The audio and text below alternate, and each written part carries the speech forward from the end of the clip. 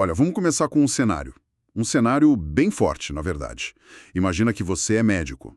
Um médico respeitado, tradicional. Exato. E a pessoa que você mais ama, sua esposa, tá doente, muito doente.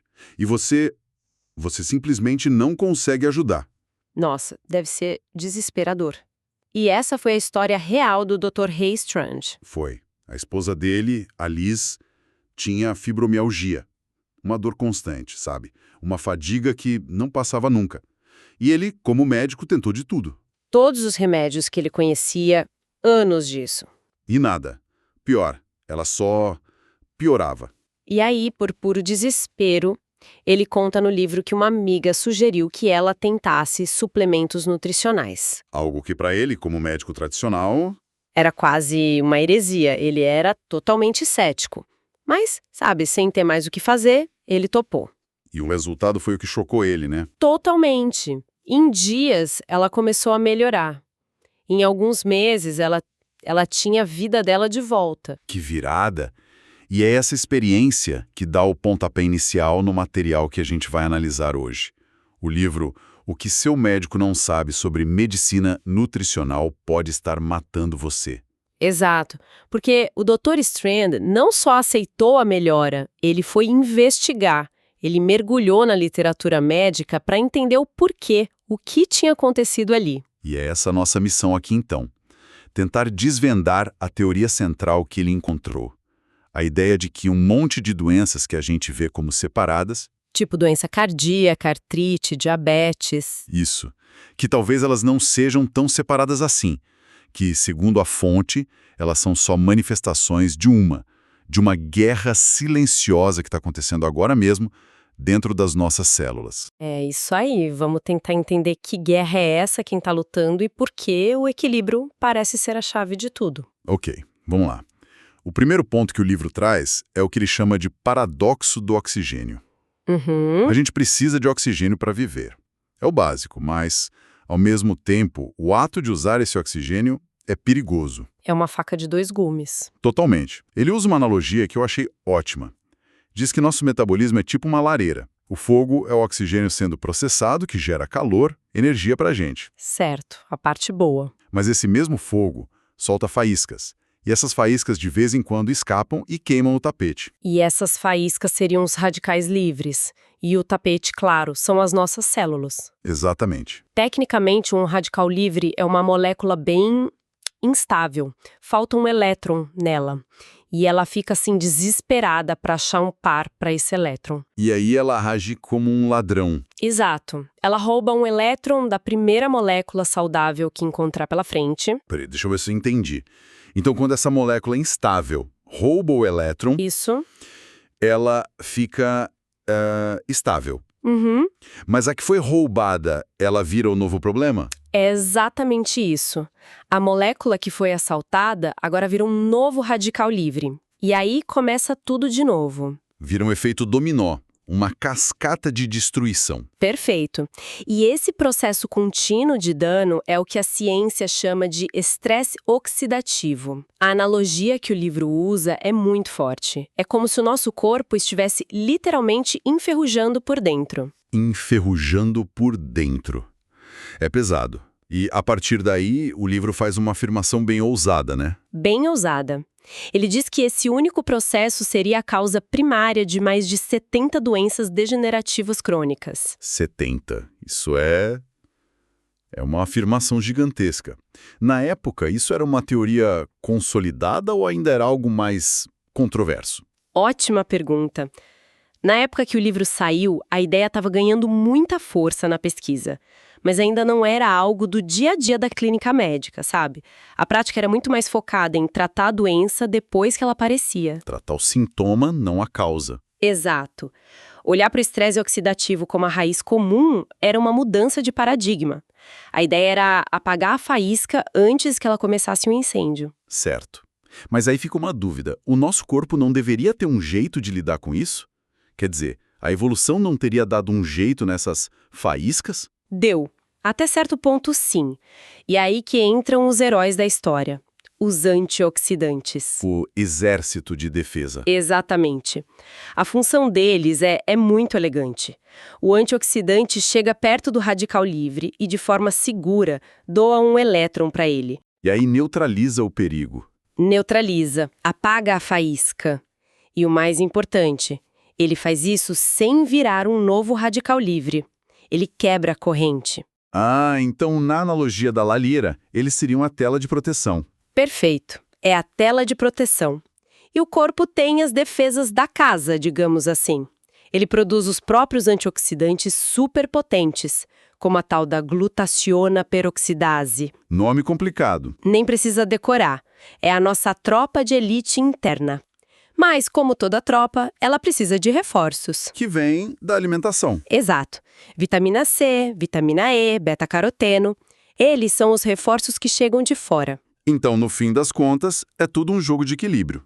De um lado, as faíscas, os radicais livres, Sendo produzidos o tempo todo. e do outro, os antioxidantes, a tela de proteção, tentando dar conta. A saúde, então, fica no meio dessa balança. Esse é o ponto central. A saúde, por essa ótica, é o equilíbrio dinâmico entre o ataque e a defesa. A doença começa quando a produção de radicais livres supera cronicamente as nossas defesas. Quando a balança pende para o lado errado por muito tempo. Exato. E o livro ainda menciona os nutrientes de apoio, tipo zinco, selênio, vitaminas do complexo B. Eles não são os soldados, mas são uma equipe de logística que garante que os soldados tenham munição para lutar. Certo. Se a saúde é esse equilíbrio, o que na nossa vida joga mais lenha nessa fogueira? Quais são as grandes fontes de radicais livres que o livro aponta? A lista é grande e tem umas coisas surpreendentes. Por exemplo, exercício. Exercício? Mas exercício não é, tipo, a melhor coisa do mundo? É, mas aí que tá o paradoxo. O livro cita a pesquisa do Dr. Kenneth Cooper, o pai da aeróbica, sobre a síndrome do supertreinamento. Supertreinamento. Isso. Atletas de altíssimo rendimento que levam o corpo ao limite queimam tanto oxigênio que a produção de radicais livres aumenta, exponencialmente. Nossa, isso é totalmente contraintuitivo. A gente só ouve faça mais exercício. Pois é, mas a dose faz o veneno. O exercício moderado é ótimo, até estimula as defesas do corpo. O excesso pode sobrecarregar o sistema. Entendi. Que mais? Outra coisa, estresse emocional crônico. Não é à toa que muita gente fica doente depois de um período de muita pressão, né? Faz todo sentido. O estresse libera hormônios que aceleram tudo, e essa aceleração gera mais radicais livres. E a poluição, imagino que seja um dos grandes vilões. Um dos maiores.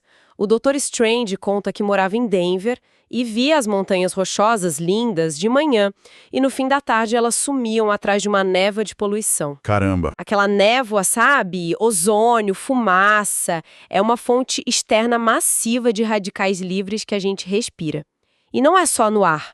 O livro fala da contaminação da água, pesticidas na comida. De tudo isso, qual seria o grande vilão do dia a dia para a maioria das pessoas? O que mais pesa nessa balança? Para a população geral, a fonte é bem direta. O tabagismo. A fumaça do cigarro é descrita como uma bomba de radicais livres. Nossa. E também a luz ultravioleta do sol. A exposição gera radicais livres direto na pele. É a conexão mais visível que a gente tem entre estresse oxidativo, envelhecimento e câncer de pele. E tem mais uma coisa que a gente nem pensa, os próprios remédios. Sim, é um ponto importante. Todo remédio é uma substância estranha que o corpo precisa metabolizar, né? E esse processo de desintoxicação no fígado gera radicais livres como subproduto. É um efeito colateral do processo. Exatamente. A quimioterapia é o exemplo mais extremo. Ela funciona matando as células do câncer ao causar um estresse oxidativo gigantesco, avassalador.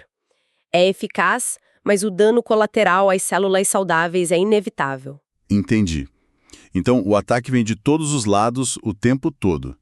Mesmo com a melhor tela de proteção, uma faísca ou outra vai escapar. O dano parece inevitável. É inevitável. Mas o corpo não é só reativo. Ele também é proativo. E aqui o livro usa outra analogia que eu adoro. Diz que o corpo tem uma unidade MASH. Como aqueles hospitais de campanha do exército? Exatamente. Um hospital cirúrgico móvel, sempre pronto para entrar em ação e consertar o estrago. É o nosso sistema de reparo natural. Essa capacidade de reparo é fantástica. Mas se o ataque não para, imagino que até a melhor unidade MASH fica sobrecarregada. Como a gente vê isso numa doença real? O livro dá um exemplo prático. Tipo, sei lá, doença cardíaca. Sim, e esse é talvez o exemplo mais poderoso do livro. Ele pega a doença que mais mata no mundo ocidental, a doença cardíaca, e aplica toda essa teoria. Ótimo. Porque o que a gente aprendeu a vida inteira é que o grande vilão é o colesterol, né? Cuidado com o colesterol alto. Pois é. Mas pelo que eu estou entendendo, o livro diz que o colesterol em si não é o culpado. Exato. A fonte se baseia muito na teoria do Dr. Daniel Steinberg. A proposta é que o problema não é o colesterol LDL natural. Pelo contrário, o LDL é essencial para o corpo. Essencial como? Ele ajuda a construir membranas das células, produzir hormônios. A gente precisa dele. O problema começa quando essa partícula de LDL é danificada pelos radicais livres, quando ela é oxidada. Ah, É o colesterol LDL oxidado que seria o verdadeiro inimigo.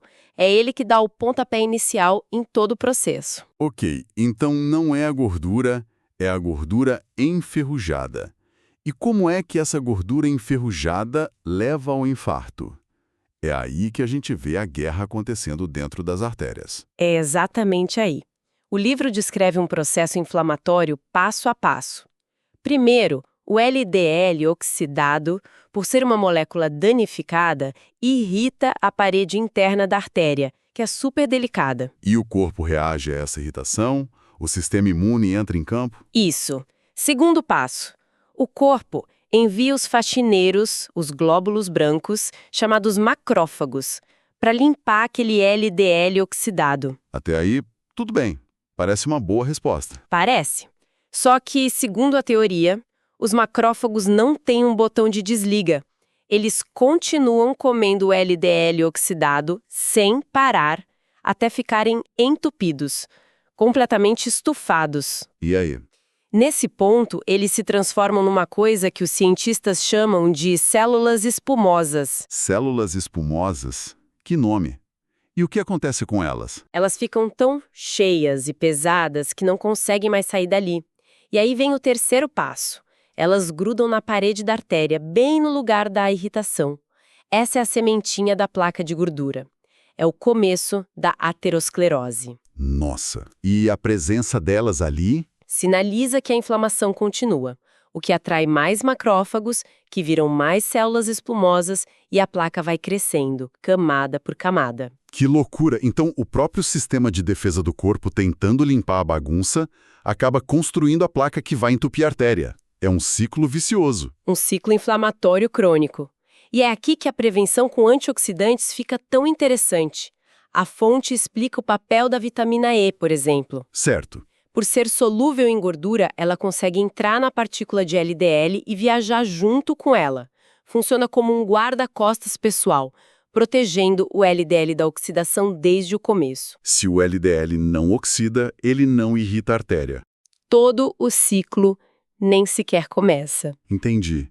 E a vitamina C, onde ela entra? A vitamina C tem um papel duplo. Genial. Primeiro, ela protege o ambiente ao redor, o plasma do sangue, a parede da artéria. Mas a função mais fascinante é que ela consegue reciclar a vitamina E. Como assim reciclar? Quando a vitamina E doa um elétron, ela fica desativada. A vitamina C chega e dá um elétron novo para a vitamina E, reativando ela para lutar de novo. Que incrível!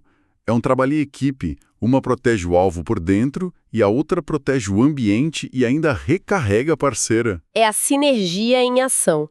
Mostra que não adianta ter só um antioxidante, você precisa de uma rede deles trabalhando juntos. Isso muda completamente a visão sobre a doença cardíaca. Deixa de ser só um problema de encanamento entupido. E passa a ser vista como uma doença inflamatória crônica que começa com um dano molecular, uma ferrugem, que talvez pudesse ser prevenida. Então, para a gente amarrar tudo, a perspectiva que a fonte traz é que muitas das doenças que a gente mais teme, elas não são falhas isoladas de órgãos. Não. Elas seriam um resultado final de uma longa batalha perdida lá no nível celular. Um desequilíbrio crônico na guerra entre radicais livres e antioxidantes. Exato. Sob essa ótica, saúde vira menos sobre tratar a doença e mais sobre gerenciar esse equilíbrio interno, sabe? É uma visão totalmente preventiva. É. Isso me leva a um pensamento final para a gente refletir. O autor do livro, Dr. Strange, ele confessou que antes disso tudo, ele era aquele médico que falava para o paciente que vitamina era só urina de luxo. Ele mesmo admitiu isso. Sim, e foi preciso uma crise pessoal, a melhora da esposa dele, para forçá-lo a olhar de novo para as evidências. O que levanta uma questão, né? Se a base de tantas doenças é, de fato, esse dano celular, como isso poderia mudar a saúde de forma fundamental? A prioridade deveria ser menos buscar remédios para doenças que já estão aí e mais buscar estratégias para manter o equilíbrio celular e impedir que elas sequer comecem.